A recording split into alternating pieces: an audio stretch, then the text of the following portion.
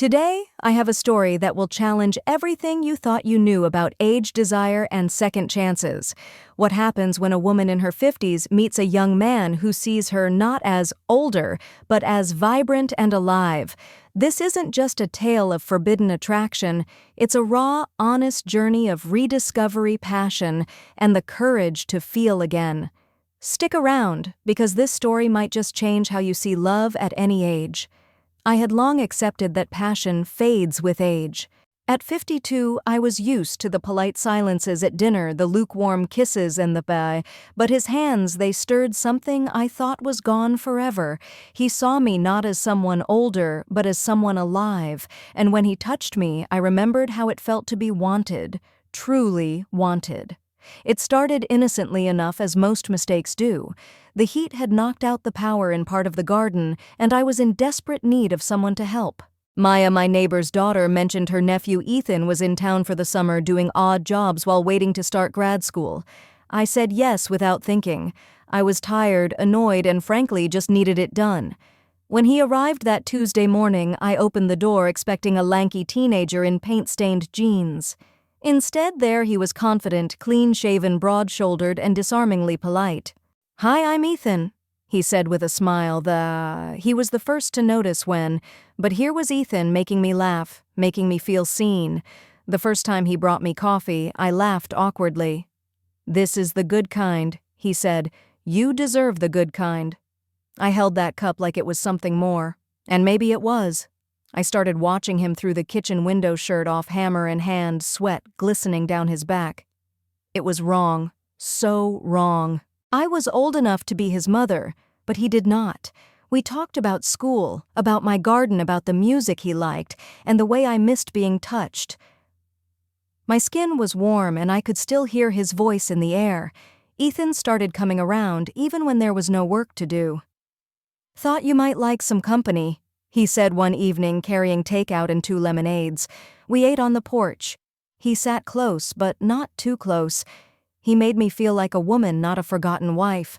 When he laughed at something I said, he reached out and touched my hand gently, but with intent. I should have pulled away. I did not. That moment hung between us like a match waiting to be struck. I started dressing differently. Softer fabrics, looser hair, the kind of choices I had stopped making years ago. I caught him noticing, and I noticed that I liked being noticed. One morning while making tea, he walked in without knocking.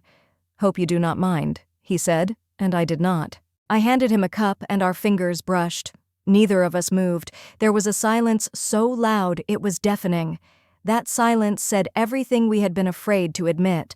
I told myself I would stop, that it was harmless, that I was just flattered, but I was lying. I had not felt a fire like this in decades. And it was not just physical. It was emotional, spiritual even. Ethan listened when I spoke. He asked questions. He remembered things. He touched my soul before he ever touched my skin. And in that quiet ache between restraint and temptation, I felt more alive than I had in years. One evening a storm rolled in, and Ethan offered to help cover the garden furniture. Rain poured as we scrambled to tie down cushions and fold chairs. We were soaked, laughing, breathless. Then in the garage, while catching our breath, he looked at me, not with lust, but with understanding. "You deserve more," he said softly. "You deserve to be loved like you are still worthy of it." I froze. I had not cried in front of anyone in so long. But then I did. He did not touch me that night. He did not need to. The emotional shift between us was enough to undo me.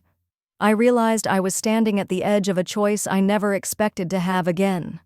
Not between right and wrong, but between numbness and feeling, between staying safely invisible or daring to be seen, even if only briefly. And the truth was, I wanted to be seen, especially by him. The next morning felt like a pause between heartbeats.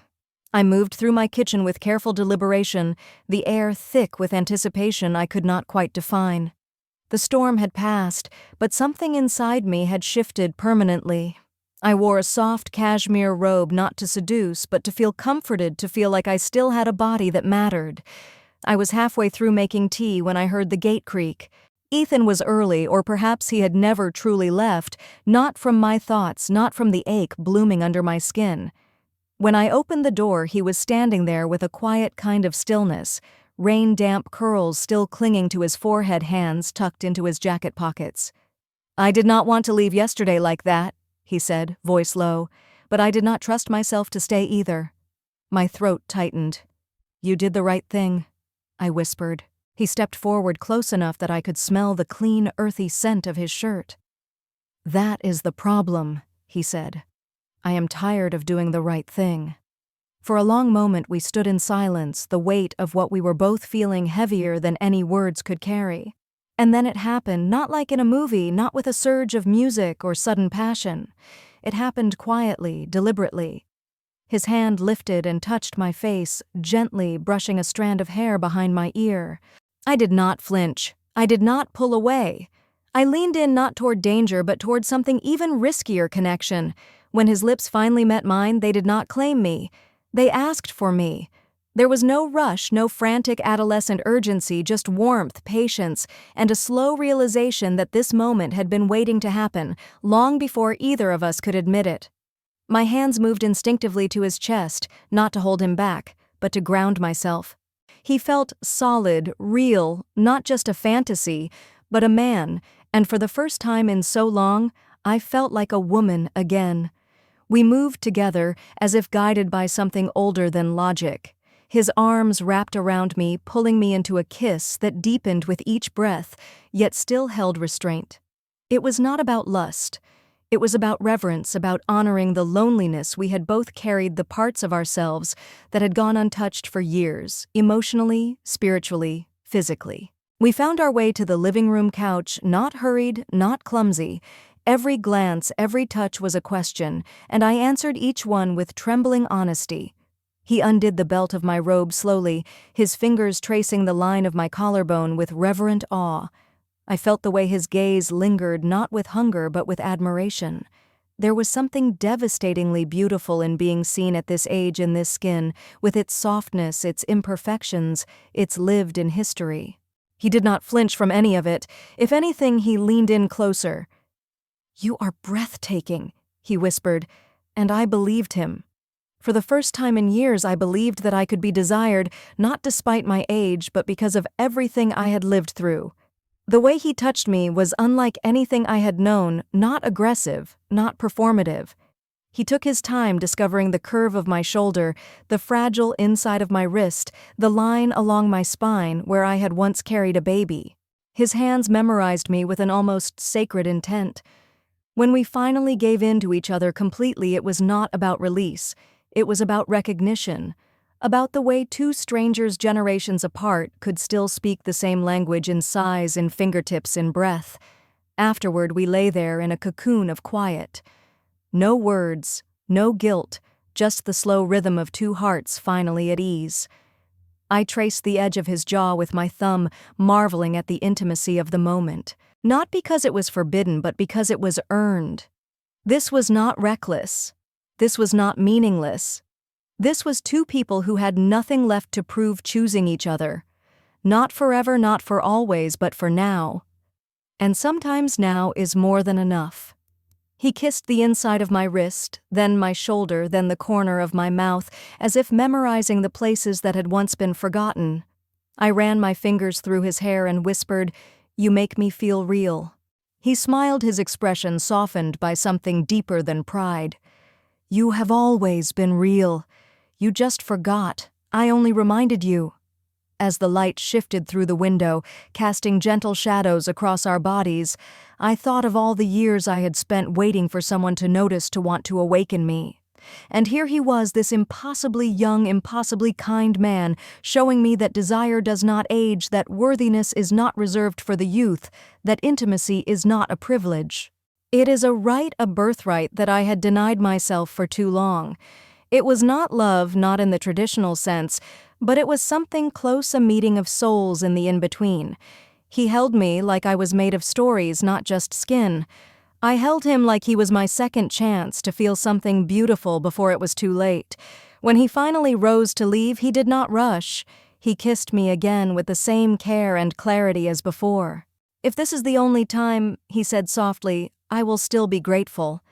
I nodded, unable to speak, tears threatening but not falling because I knew what he meant. We had broken something open. Not a rule, not a boundary, but a silence. And in doing so, we had both healed a little. We had both remembered what it meant to be touched, what it meant to be chosen, what it meant to be alive. After he left, the house felt too still. The kind of silence that pressed on my chest like a memory refusing to fade. I sat at the kitchen table, tracing the rim of my teacup, trying to make sense of what had just unfolded. It was not guilt I felt. It was not shame either. It was something far more complicated. A quiet ache, a throb of wonder, a disbelief that someone like him, so young, so sure, so impossibly gentle, had touched me, not just with his hands, but with his understanding. I should have felt lighter. I should have felt proud even, but instead there was a weight I could not name. His scent still lingered faintly in the room like jasmine after dusk, haunting and uninvited. Every corner of the house whispered what had happened, and I found myself listening again and again. It was not about the age difference. It was not even about desire. It was about how easily he had seen through me, how casually he had stepped past the walls I had taken years to build. I had worked so hard to be invisible, to blend into the role of a woman past her prime. I had convinced myself that I was content in solitude, in routine, in the quiet sacrifice of want. But Ethan had unraveled all of that with just one touch, one look, one truth, that I had refused to acknowledge, that I was still capable of feeling this deeply, and that terrified me more than anything. I thought about his hands on my skin. Not greedy, not rushed, but reverent. I remembered the way he looked at me like I was something to cherish, not tolerate. I had not been touched like that in years, not since before my body began changing, not since my marriage began to quietly rot under the weight of duty and disappointment. That kind of intimacy, honest, undemanding, sincere, had become foreign, and now it had returned through someone who was never supposed to carry it. My hands trembled slightly as I cleaned up the living room, as if scrubbing away the evidence might settle the storm inside me. But it did not. Nothing could. That night I sat in front of the mirror longer than usual. I examined the fine lines around my eyes, the softened edges of my jaw, the silver at my temples that no longer hid beneath dye. I touched my own face with a quiet sadness, not because I felt ugly, but because I had forgotten how beautiful I used to feel. Ethan had brought that memory back, but now that he was gone, it only made the absence more pronounced. I wondered if he thought about me the same way, with curiosity, with confusion, with a quiet sense of awe for what we had just shared, or maybe it was simpler for him. Maybe it was just a moment of wildness, a thrill, a risk taken without consequence. But for me, it echoed deeper. The next morning I avoided the window that faced the garden. I did not want to wonder if he would come by. I did not want to hope, but I still checked the time more often than usual, listening for the sound of footsteps or the familiar creak of the gate. Nothing came, and somehow that stung more than I expected. I had not asked for promises. I had not wanted forever, but I had foolishly hoped he might linger a little longer. Instead, I was left alone with the memory of his voice calling me beautiful and the terrifying thought that maybe he meant it more than anyone else ever had. I spent the day moving through tasks like a ghost, washing sheets that still smelled faintly of him, watering plants he had trimmed, putting away dishes we never used. Everything reminded me of him, not because he belonged here, but because he had fit so effortlessly into the cracks I thought I had sealed. That night I opened my journal, a leather-bound thing I had abandoned years ago, and I wrote for the first time in what felt like ages. I wrote about the way his touch felt like a question, about the tremble in my knees when he whispered my name, about how being seen had felt more dangerous than being touched. And as the words poured out, I realized something I had not wanted to admit. I was not just mourning the possibility of more with him. I was mourning the years I had spent convincing myself that this version of me, the desirable, vulnerable, alive version, no longer existed. In the days that followed, I tried to return to normal. I hosted book club. I paid bills.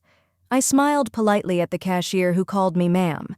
But I carried a secret inside me now, not of scandal, but of awakening. I had been kissed by someone who saw through my age and into my soul. And that kind of truth, once known, does not let you go. I started to see myself differently in the mirror, not because I looked younger, but because I looked braver. And though the ache of missing him still lingered, it no longer felt like a wound. It felt like a reminder that even at 58 I could still be wanted, still be held, still be chosen. And maybe that was the hardest part, learning how to carry that truth quietly with grace. Learning how to let go of someone who showed me what I had forgotten about myself. There was no regret in what we shared, but there was a loneliness I had to learn to hold again. And this time I held it gently because it had been touched by something real, by someone who looked at me not like I was old or broken, but like I was exactly where he wanted to be, even if only for a moment. Weeks passed and the garden bloomed again under someone else's care. Ethan never returned, not even for his tools. I kept them in a box by the shed, untouched, unwilling to discard the last tangible evidence of him. But something in me had shifted quietly and permanently. I did not pine for him in the desperate way I feared I would. Instead, I carried his memory like a secret flame, warm, flickering, a reminder that I was still capable of being seen, desired, and deeply moved. I went about my life with a quiet boldness, wearing dresses I had tucked away for too long, letting my hair remain silver instead of hiding it. I smiled differently now, not for anyone else, but because I had remembered something important. I was not finished. Life had more to offer, and I no longer felt invisible to it. That brief encounter with Ethan, however unexpected, however fleeting, had become a mirror, reflecting a version of myself I thought was lost to time. And though he was gone, he had left something behind in me that no one could take away. The courage to feel again. Not just love, but longing, not just desire, but dignity. And as I sat on my porch watching the sky turn gold in the quiet of early evening, I felt something I had not felt in years. Peace. Not because everything made sense, but because for once I had let myself be fully alive. Days turned into weeks, and the memory of Ethan lingered like a soft echo in the corners of my mind. Life returned to its usual rhythm, but something fundamental inside me had shifted, an awakening that I wasn't ready to ignore. I began to notice the little things, the way sunlight kissed my skin in the morning, the thrill of wearing a dress I hadn't dared to wear in years, the courage to speak my truth, even when it trembled on my lips.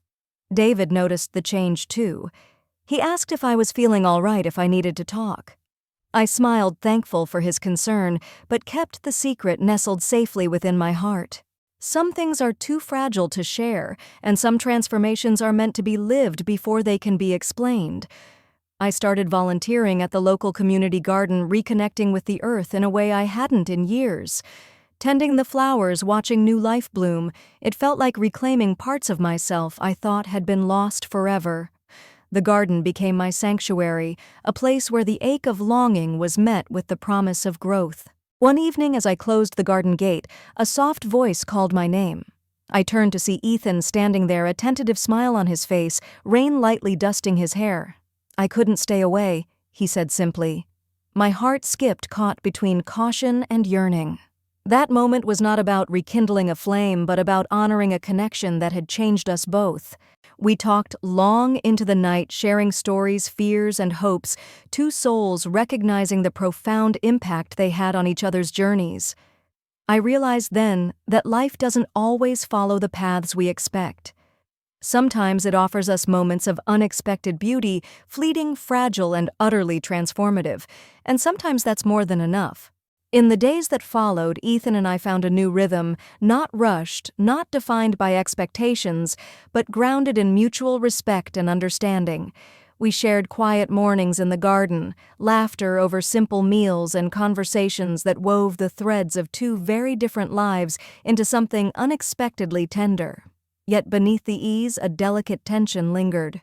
I was mindful of the boundaries life had imposed, the years that separated us, the commitments we carried, the fragile nature of what had sparked between us. Still, each moment with Ethan was a reminder that connection transcends age and circumstance. One afternoon, as we sat beneath the blooming wisteria, Ethan looked at me with that quiet intensity that had first drawn me in. "You've awakened something in me, Maya," he said softly. "Not just desire, but hope. Thank you for that." I smiled, feeling the warmth spread through me. And you've reminded me what it means to feel alive.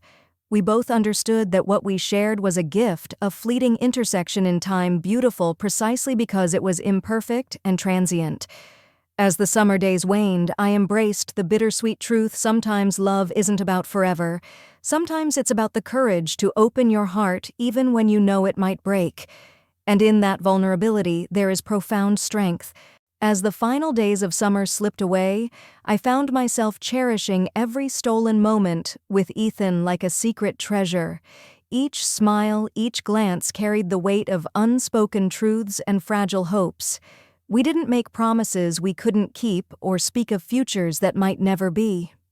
Instead, we lived fully in the present, a delicate dance between desire and restraint, between connection and the reality we both knew awaited us. When Ethan finally packed his bags to leave, the farewell was quiet but heavy with meaning. Standing at the door, our hands lingered in a gentle touch that said everything words could not. I watched him walk away, feeling the ache of loss and the glow of having been seen, truly seen, after so many years of fading into the background. In that moment, I realized that some encounters don't just change your day, they change the very way you see yourself and the world around you. In the weeks that followed Ethan's departure, a quiet transformation took root within me.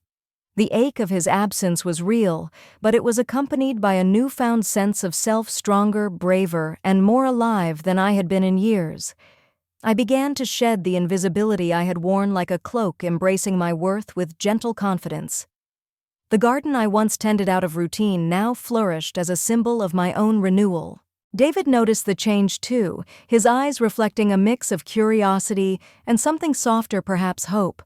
We started talking again, not about the past or mistakes, but about rediscovering each other in the present. While the path ahead was uncertain, I felt ready to face it with open eyes and an open heart, carrying with me the quiet flame Ethan had ignited, a reminder that it's never too late to feel truly alive.